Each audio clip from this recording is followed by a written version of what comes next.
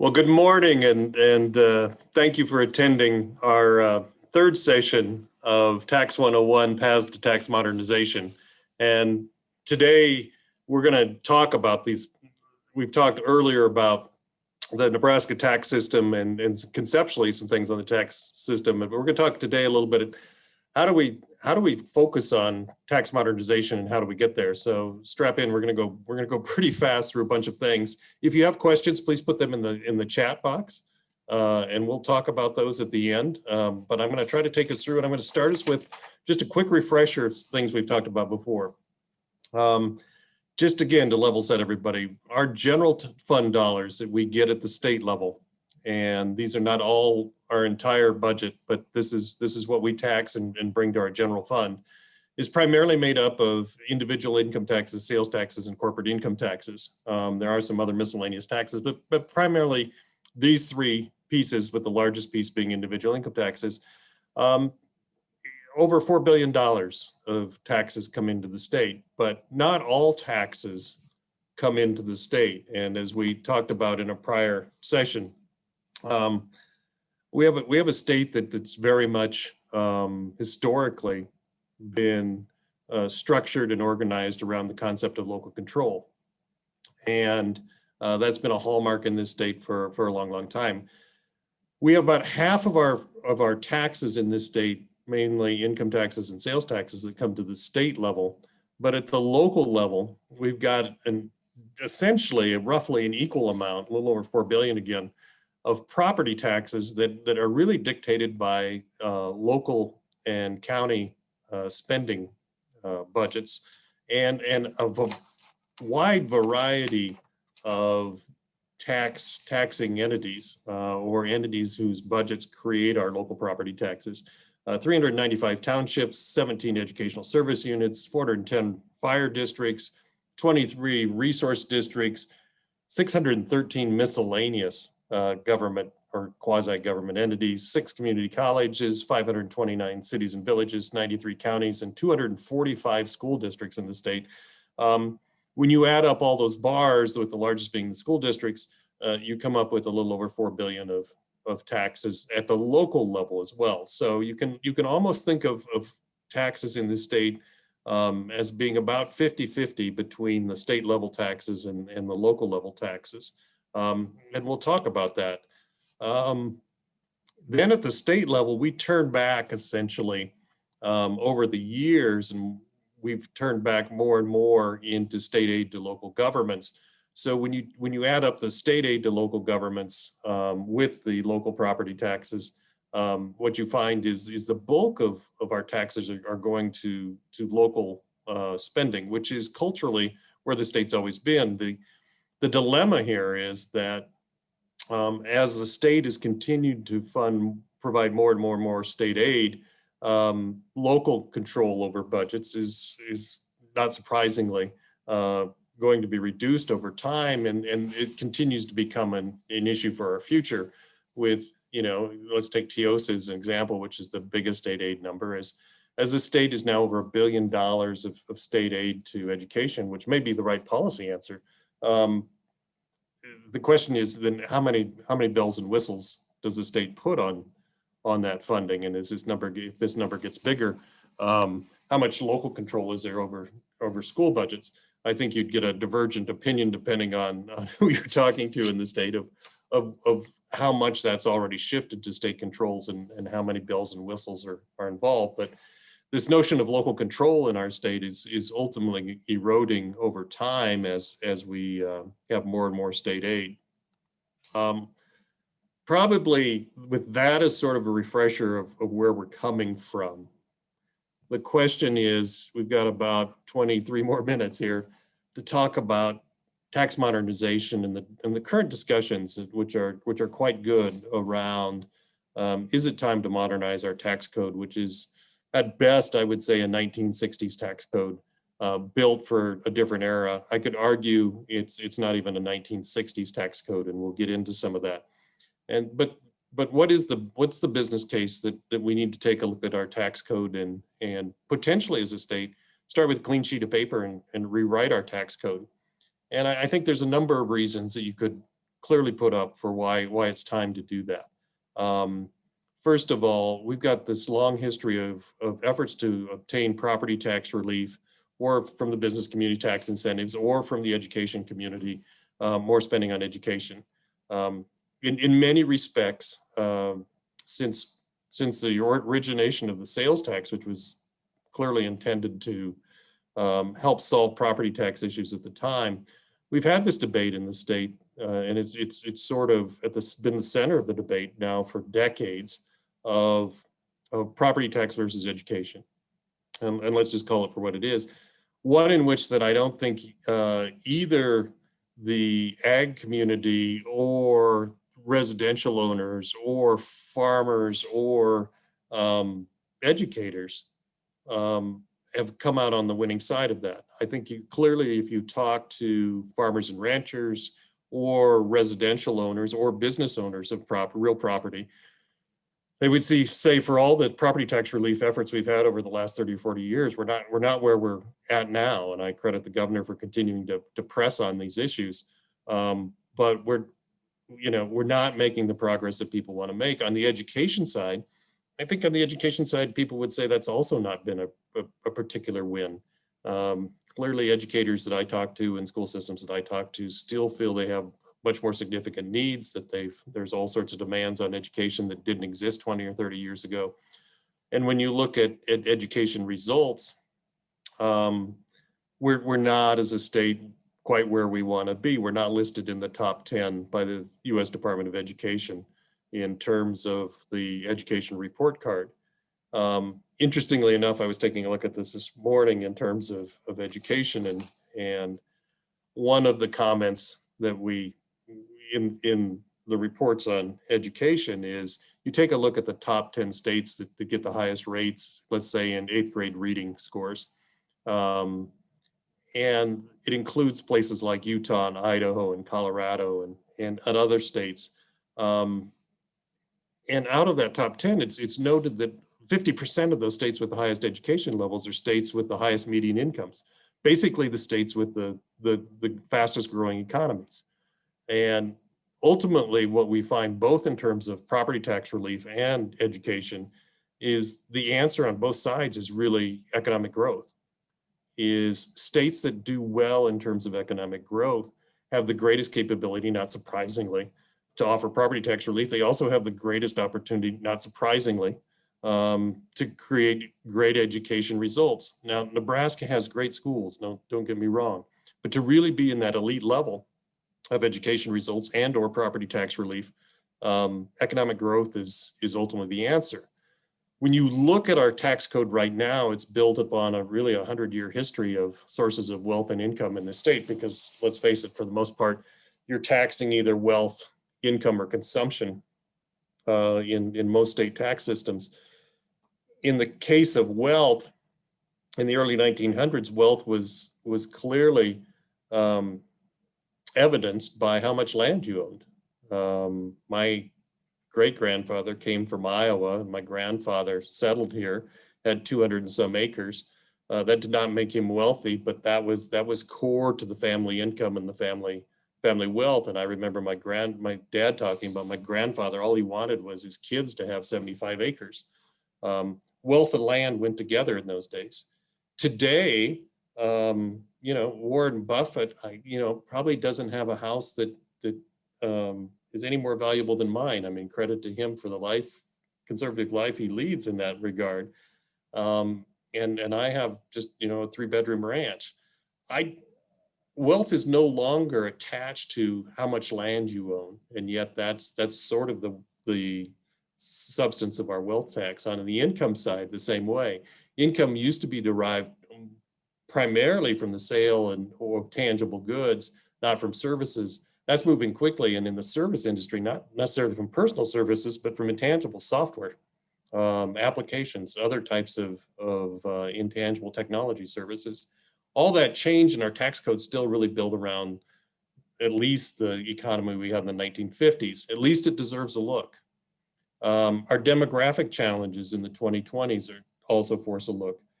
For the last 50 years, the biggest issue in terms of economic development, if you'll agree with me that economic development is our solution, the biggest issue in economic development was capital accumulation. And so when you look at both our federal and state tax codes across the country, they're really built to help facilitate capital accumulation. If you look at the United States today and the state today, while capital accumulation is still important to economic growth, right now there's lots of capital. Number one issue for our businesses in our state is workforce.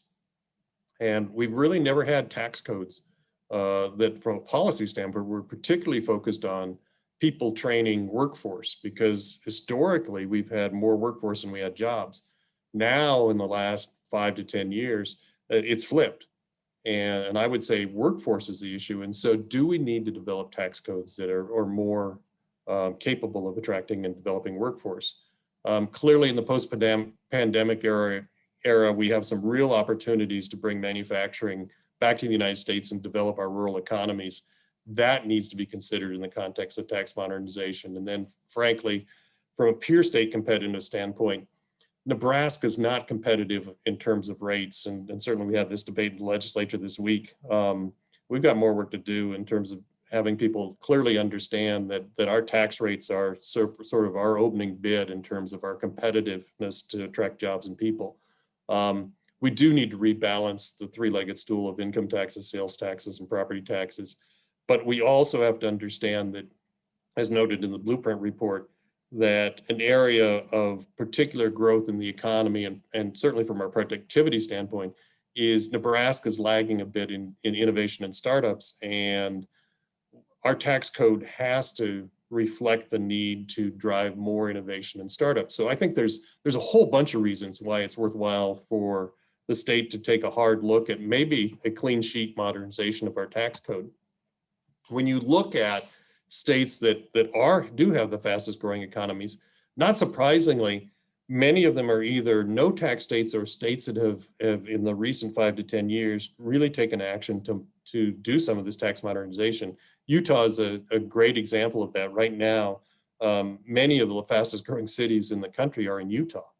And Utah has progressively over the last 10 to 15 years, probably last 10 years to be exact, has done a lot to modernize its tax code and continues to do so. Idaho as well. And then you have places like Florida that is a no tax state.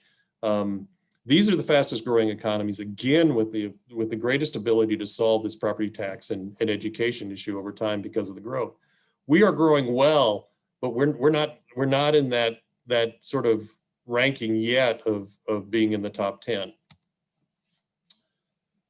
Blueprint Nebraska published a couple of reports that I would point to for people to look at in terms of how we go about thinking about tax code. And there's some things I agree with and some things I probably disagree with after 30 years of being a tax attorney and accountant and being involved in tax reform, at least at the federal level. This first statement is absolutely true. Best tax codes are simple, transparent, and neutral, and create, the type of stable revenues and economic growth that we would expect. I was always a believer in all my years of practice that the taxes shouldn't wag the dog.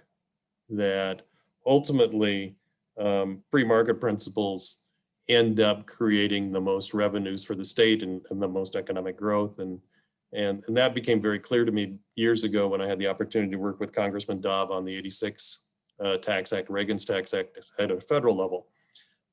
That took a tax code that was bloated, complicated, had very, very high tax rates and was very difficult to comply with. And it wasn't perfect, but it was a modified flat tax that moved tax rates down to 28%, created capital gains rates. It did a number of things to make taxes more simple. Actually, the truth was the President Reagan wanted a simple postcard tax. He absolutely wanted a flat tax where essentially the IRS could send you a postcard and there was no complexity to it, because in the end, something that's simple and transparent and businesses and people can plan for is ultimately going to drive the economy much better than something that's horribly complicated. I think with COVID-19, all the states are starting to look at, okay, so how does our tax code affect our recovery? And you can see states like Utah and Idaho, and others, actually Mississippi has considered this year eliminating its income tax. It's a more competitive environment coming out of the pandemic state by state than we've had before. And so a lot of states are taking a hard look at their tax codes. In terms of where we're at, I think this bottom set of bullets is really important, which is the need to prioritize lower corporate and individual tax rates, and really take a look at is our code attracting in-state investment? Because again, to really get to this property tax question, we're going to have to continue to build our tax base in other ways. So looking at Nebraska, in particular at the corporate side, we have one of the highest corporate income tax rates in our region. And certainly our property tax is one of the highest in the region. These are two key things that if we're going to be competitive that we're going to have to deal with. Professor Bernori also, on behalf of Blueprint, wrote a response to the Blueprint report, and I will try not to steal any Blueprint's thunder here because I'm sure Blueprint could speak for itself on this stuff. But I find Professor Bernori's comments interesting. He noted perfection may be difficult. You're never going to be perfect at this, and certainly that was sort of something I remember from the Reagan Act in '86. Nobody gets everything in exactly the way they want it in a tax reform effort.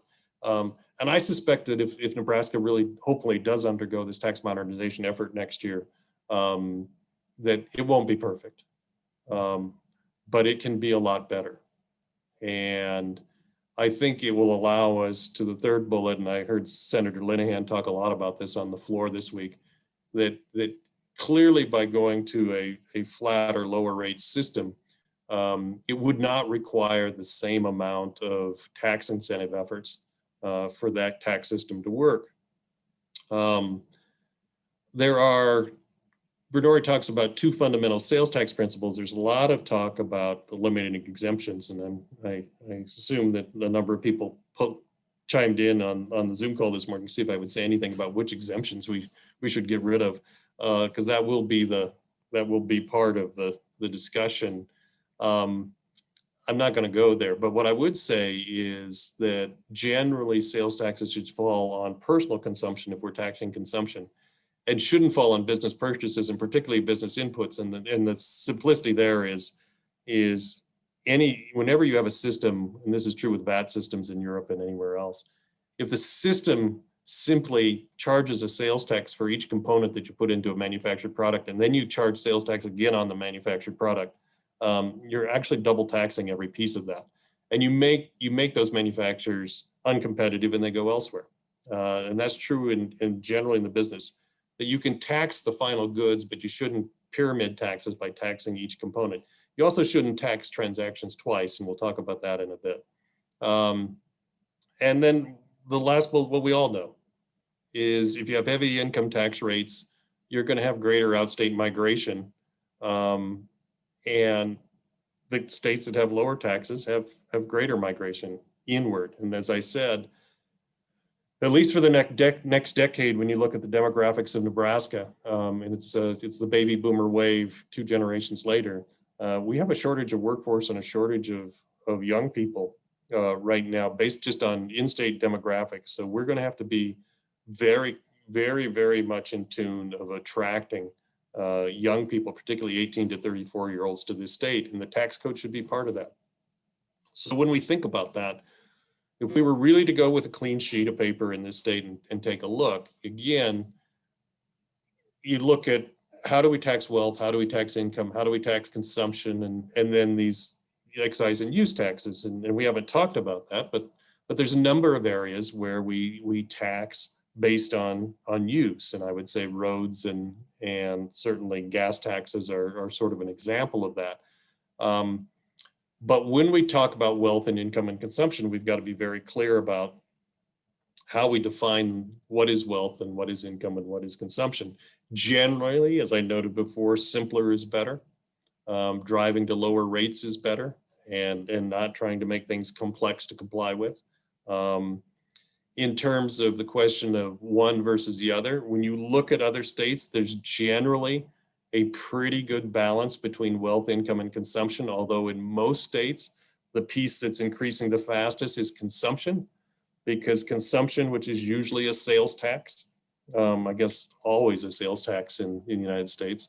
You take a state like Florida, which has no income tax. Consumption falls not only on residents, but certainly on people tourists and others who are coming to the state. And so consumption taxes have become much more attractive and have become much larger pieces. And when you look at the most competitive states, they generally have a very effective consumption tax, but at a low rate. Not always, but generally there's a reliance on consumption taxes. In our case, in this state, as you saw from the numbers before, we're heavily weighted to wealth taxes, mainly real property taxes and income taxes, and not so much on the consumption side. So balancing would require probably creating some additional sales tax base while reducing wealth and income tax bases. At least that's, if we were to be comparable to other states in our region, that's probably what you would see. The bigger issue may well be, though, is can mere tax shifting make us competitive as a state for economic growth? And I think that a number of people would say no, that there's a couple things that have to go in this process of economic growth. That if we just shift taxes and let's say collect more sales taxes and fewer income taxes and property taxes, will that make us grow? Maybe, but part and parcel of that is if you will agree with me that sort of the core issue is this workforce issue and attracting people. When you think about 18 and 34-year-olds, they don't have much wealth. They're starting to make incomes, but they do have a lot of consumption. And so part and parcel of this in terms of the ability to grow our state and to truly reform our taxes is going to require some spending discipline. And I will congratulate the legislature and the governor and the Appropriations Committee over the last 6 years, particularly. The growth rates in state spending have been very, very low. And when you see the revenue, excess revenues we have today, that has a lot to do with the spending discipline that's been at the state level. We've got to figure out a way with these 2,000 taxing jurisdictions to be better at spending discipline in total to get at that, because states that grow will have an appropriate level of spending discipline along with tax discipline, and their tax systems will be created to attract more people and jobs growth. And that creates the productivity and innovation. And when you look at the sectors in our state in terms of productivity and innovation, what you want are those sectors where you get high multiples, that each job actually creates GDP to the equivalent of 2.5 or 3 or 4, even 5 jobs. And there's certain sectors that do that. And what's great about Nebraska is the sectors that have the most potential by using technology to create more GDP and more productivity per person are agriculture and manufacturing.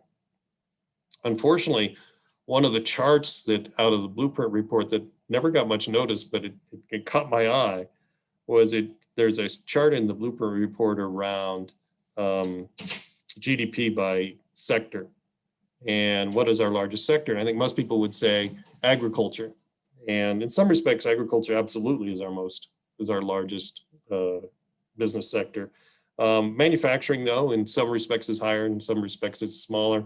But those two have generally been it. But when you looked at the chart, what was interesting was the number one GDP sector in this state is government.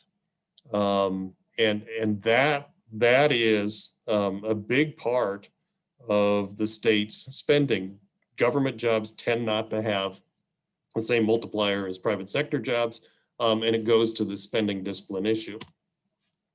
So one quick discussion I want to have really quickly is consumption tax. There is a proposal out there that, hey, maybe there's an easy solution to this complicated problem. It's just a consumption tax, sort of like the European VAT tax.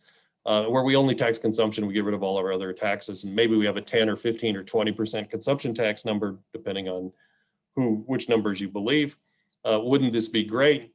And my answer to that would be a clear no. One, is very complex to administer. When I was at the IRS and working in the Reagan administration, at a federal level, we concluded it would take 4 years and millions and millions and millions of dollars to actually put in a system. There's no way the Nebraska Department of Revenue is built to manage a consumption tax right now. But more importantly, it becomes very volatile. Consumption is very volatile, based on the economy. Government revenues, education revenues, everything would go up and down with the economy, and would be very hard to plan for. It would make our state very uncompetitive, because let's say we had a 15% consumption tax here, 45% of our state and 45% of our businesses are within 40 minutes of a border. So if we've got a 15% tax and a neighboring state has a 5.5 or a 4% sales tax, where do you think all the business is going to go? It would drain our downtown retailers, our ag equipment dealers, everybody else. And you'd simply move a bunch of our economy to other states. The other pieces of this is it provides for potentially for that pyramiding of taxes I talked about earlier, which would drive manufacturing, our second largest industry, well, maybe first in some respects, out of the state. And finally, it has a very regressive effect on low income, and particularly effect on seniors who have essentially saved all their lives for retirement, now don't have income, maybe don't have a lot of real property, but are still consumers. And so we start taxing seniors heavier. So I don't see consumption taxes as a likely alternative. And I'll finish with this. Where do we go? I'm hoping next year that we start with a comprehensive look in the legislature, looking at broadening rates and lower rates, as Senator Linehan has suggested. We clearly it's not gonna be perfect. We do need to apply some policy filters. I'd hate to see us tax a lot of non-Nebraska income and really drive businesses and jobs out, because we did so. We shouldn't tax the same transactions twice, the pyramiding piece. I'd like to see a harmonization of our income tax rates between individual and corporate, and definitely lower effective rates across the board for our industry segments, and a balancing between sales tax, property tax, and income taxes. But in the end, it's going to be really important to have our goals. Our goals have to be job growth and people growth, quality of life improvement, and in improving that median wage aid group. And this is true whether your politics say you want education funding, or your politics say you want lower property taxes. Increasing average personal wages in this state is the quickest way to get there. And all you have to do is look at the top 10 states in education, or the top 10 states in being able to modify their tax regime. Increasing wages is key to this. So with that, I will stop. And if there are some, there's some Q&A. I don't see any Q&A on the slide. That is a question. I see some comments. I'll wait just for 1 minute to see if anything more comes in. The question is, don't we need to focus more on high wage growth? I think I answered that. I do think that is probably one of the key indicators. The one thing I would say is be careful what you think is high wage growth. So actually, and it came up on the floor of the legislature, Senator Flood was talking about it this week. A lot of people think that manufacturing must not be high wage growth. Nucor, with $86,000 jobs in Norfolk, is changing the economy in Norfolk. You cannot generalize about this. Manufacturing and ag have a lot of potential for high wage growth. But it's also in terms of the technologies being applied. So as we become more of a technology and innovation state, and we apply those to the industries that we're already really good at, like ag and manufacturing and banking and finance and architecture and engineering and construction, you will see those high income jobs appear, and you will see that income growth. And then the last question, with Biden raising corporate taxes, is it can put pressure on us? Absolutely. So if the current federal administration raises corporate taxes and business taxes, as they're proposing to do, it's going to make the United States much less competitive. And for companies to continue to operate and operate profitably, they're going to be looking at other areas where they can cut costs. And one of those is going to be in state taxes. And so suddenly states that have undergone tax modernization with lower rates are those efforts are going to be noted, and they're going to be much more competitive. Say what you will, we're in a competition with 49 states for our future. We've got a great state. The governor's done a great job of along with the legislature, controlling spending. We're in a good position coming out of the recovery, but it's not enough. The next 10 years really is going, in my mind, going to require a hard look at how do we make our taxes in the state simpler, fairer, and attractive to attracting people, businesses, and jobs, and particularly innovation and technology jobs. So with that, I'll end today, and we're trying to keep these short, but I hope this was helpful, and I appreciate your attendance today, and appreciate all you guys do. This is a remarkable state, and we just need to make it better for that next generation, and make sure there's a lot of that next generation here. Thank you very much.